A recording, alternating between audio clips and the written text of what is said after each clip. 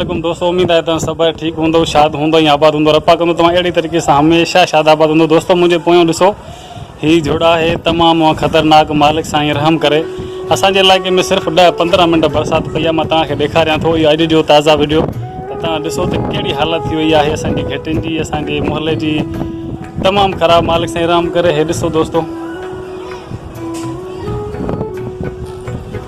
तमामु ख़तरनाक सिस्टम आहे। असांजी इहा दुआ आहे त अल्लाह साईं सभिनि ॾे ख़ैरु करे, अल्लाह साईं सभिनि खे पंहिंजो हिफ़्ज़ अमान में रखे। दोस्तों सिस्टम हितां ॾिसो तमामु ख़तरनाक आहे। एतिरी शदीद ऐं तेज़ बरसात, सिर्फ़ु 15 मिंटनि में, 10 मिंटनि में पूरो निज़ाम दरम बरम।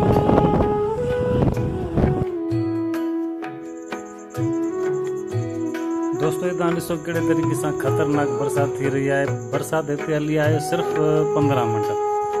15 मिंटनि में एतिरी ख़तरनाक बरसात, जेकी बि हेठां वारा इलाइक़ा हुया बिल्कुलु पाणी, हर तरफ़ पाणी। हे ॾिसो त केतिरी प्रेशर सां बरसात हली रही आहे। रपाक सणाई करे हिते तक़रीबन रहंदो आहे मज़दूर तबको, ग़रीब ऐं कचा घर, सभु घणीअ दर दुआगूं आहिनि त रपाक ख़ैरु करे। पर तव्हां ॾिसो त केतिरी शदीद बरसात हिन वक़्तु असांजे इलाइक़े में थी रही आहे। ऐं हे तव्हां ॿाहिरूं ॾिसो त रोड रस्ता 15 मिंटनि जे अंदरि बिल्कुलु हिकु एतिरो शदीद पाणी जो ख़ुदा न ख़ास्ता अगरि कोई बि बीमार माण्हू हुजे त ॿाहिरि निकिरण जो हितां कोई बि चारो कोन्हे। हीउ ॾिसो साम्हूं, मुंहिंजे शॉप जे साम्हूं आहे केतिरो पाणी 15 मिंट में जमो थी वियो आहे। ऐं हीउ साम्हूं गली ॾिसो त बिल्कुलु पाणी। अल्लाह साईं ख़ैरु करे। अञा बरसातूं तमामु घणियूं ॿुधाए रहिया आहिनि, पर रपा कंदो त ख़ैरु ख़ैर सां हीउ वक़्तु बि गुज़री वेंदो।